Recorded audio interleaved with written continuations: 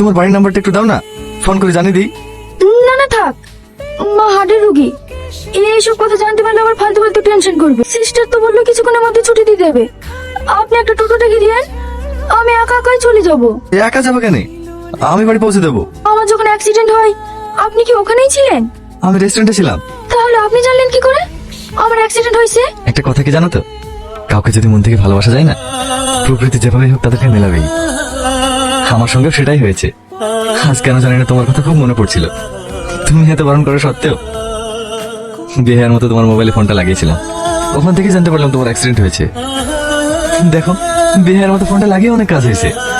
তোমার সেবা করার সুযোগটা তো পেয়ে গেলাম।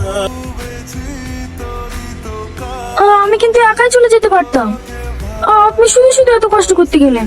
এটা যদি কষ্ট হয়, এরকম কষ্ট আমি সারা জীবন করতে রাজি আছি। আপনি কেন শুধু শুধু এত মায়া জড়াচ্ছেন? আর 3 দিন বাদ দিয়ে আপনার বিয়ে। সাথী সত্যিই আপনাকে অনেক ভালোবাসে, দেখবেন আপনারা অনেক সুখী হবেন। সুখী হতে গেলে তো তোমার বান্ধবীর হাতের পুতুল হয়ে থাকতে হবে, আর মনে হয় আমি সেটা পারবো না। এসব আপনি কি বলছেন? সাথী তো ওরকম মেয়ে না। দেখেন আপনার কথা ভুল হচ্ছে, ও খুবই ঠান্ডা মেজাজের একটা মেয়ে। ও কোনোদিনও আপনার কথা অবাধ্য হবে না। ও সত্যিই খুব ভালো মেয়ে।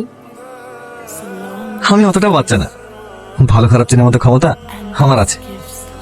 তবে বিয়ে যদি জীবনে কাউকে করতেই হয়, তাহলে তোমার মতো সেন্সিটিভ, কেয়ারিং কোনো মেয়ে পেলে তবেই করবো।